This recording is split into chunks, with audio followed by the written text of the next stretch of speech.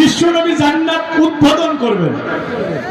এখন রসুলরা জান্নাতি, কিন্তু পীর সাহেব জান্নাতে যাবে এরকম গ্যারান্টি কেউ দিতে পারবে? নবীরা তার বাবাকে জান্নাতে নিতে পারছে না,